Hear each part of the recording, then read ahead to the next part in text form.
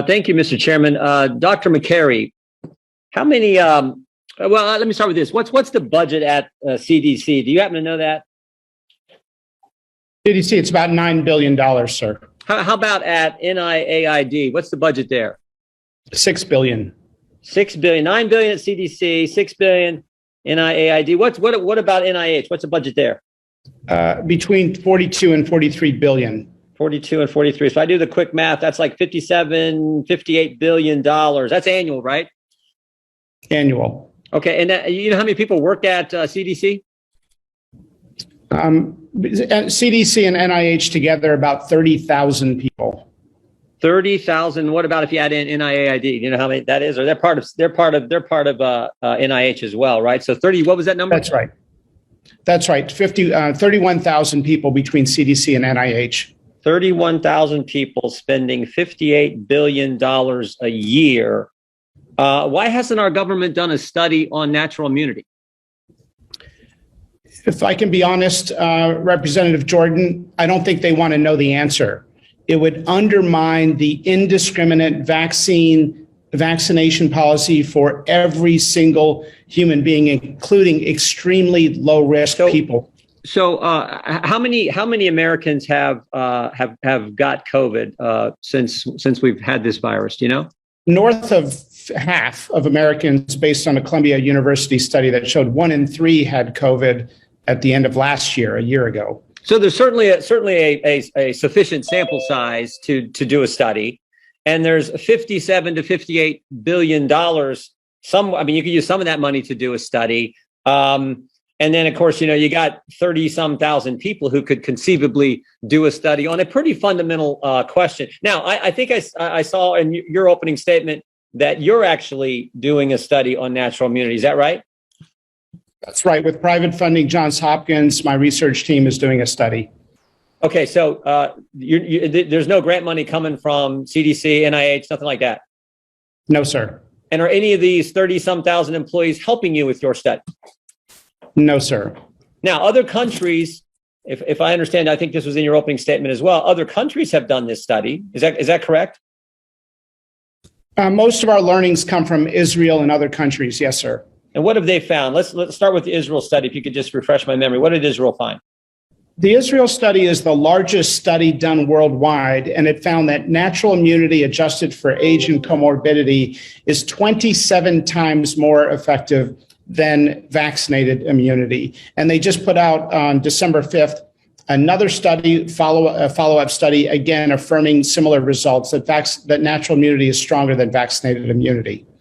But are the scientists in our government at CDC and NIH, they don't account for that? They don't talk about that? What do they say about that study? They never talk about it unless asked, but I would say that they are doing worse than being absent on the topic.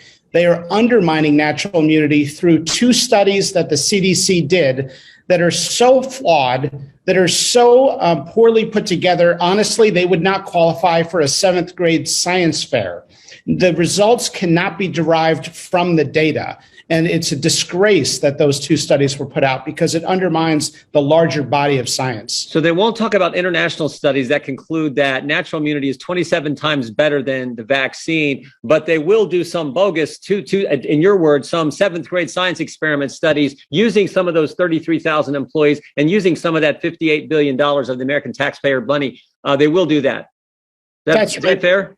That's fair. I will say their intention is noble, but just very paternalistic. That is, they believe, and from private conversations, that if they acknowledge natural immunity, some people may avoid vaccination and think, I'll just get the infection. We don't want people to do that, but we can be honest with the data and encourage vaccination at the same time. I think the American people, particularly the ones paying, this is their money, they expect honesty and transparency from our government. They don't expect to be deceived.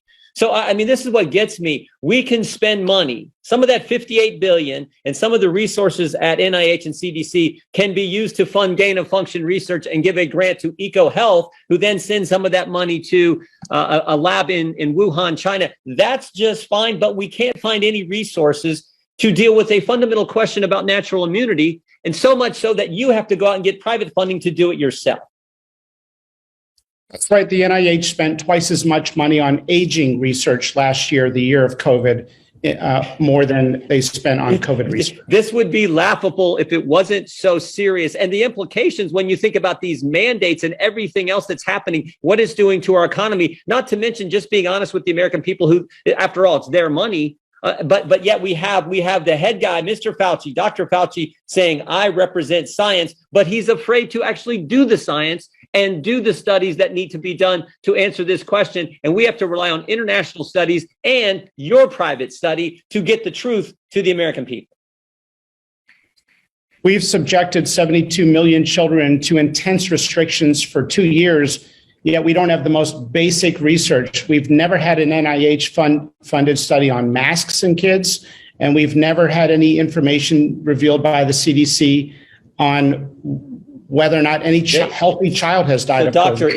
it's either they know the answer and don't want the American people, they know the answer and don't want the American people to know, or they do know the answer and are trying to hide it. I mean, it's like they know the answer, or they're not sure the answer, I should say, or they know the answer and are trying to hide it from the American people. It's one of those two.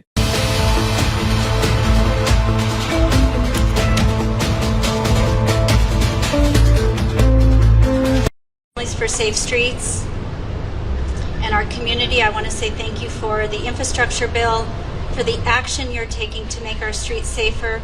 It means so much to me. It means so much to all of us. Thank you.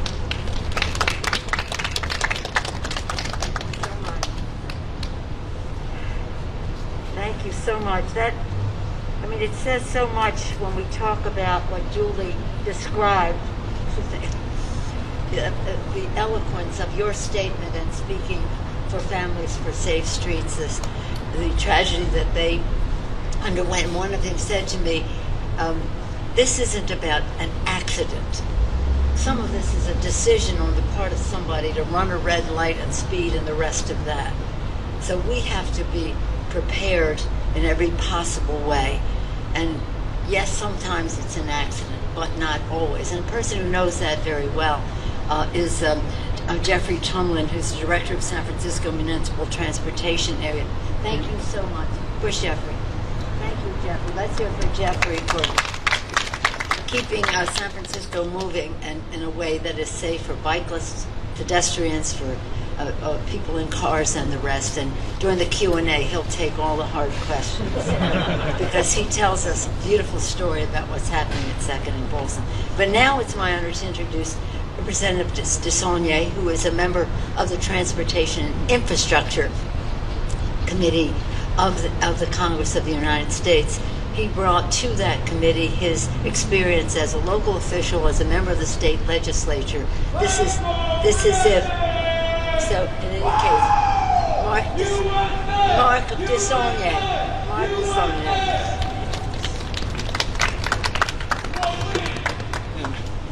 I hope he's not one of my constituents. I really want to thank all of you for being here. I want to thank the speaker for her tenacity and vision, as I did the last one I was able to attend. I want to thank the mayor for her vision and tenacity in a very, very difficult position, but she's aspiring, as is the speaker.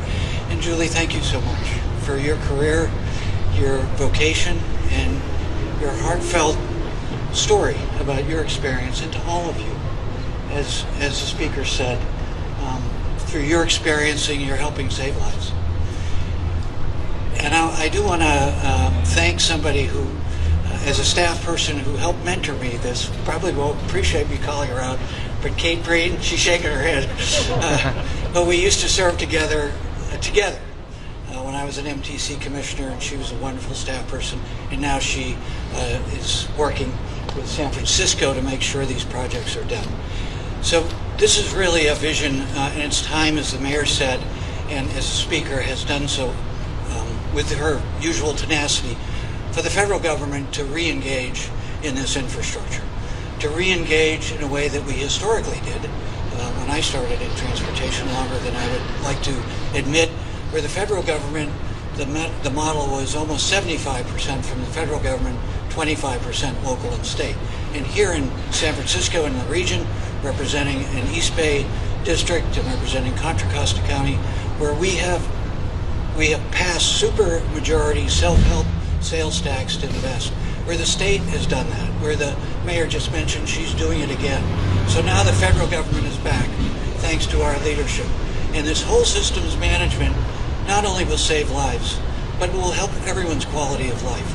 For every single occupancy vehicle that you take off the road and put somebody on a bike or walking, it saves the environment. It's a multiplier of 10 on climate, traditional pollutants, and it creates safety, and it reduces congestion. To my constituents in the suburbs, when they ask me about this, I say every time we take one of us out of a car and put them on transit bikes like Copenhagen and Amsterdam and Munich, where 50% of the peak trips are by bike, we start to reduce congestion, along with telecommuting and tele-errands.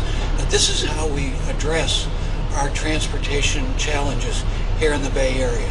And what happens in the Bay Area and what happens in California, as Jimmy Carter said, happens in the rest of the United States. So what we're doing here today, not just saves lives here, not just saves lives in the region, not just saves lives in California, will save lives all over the United States. So thank you so much for your vision, your tenacity, and your heartfelt advocacy. We always say on these infrastructure and transportation issues, they're a health issue, clean air for our children.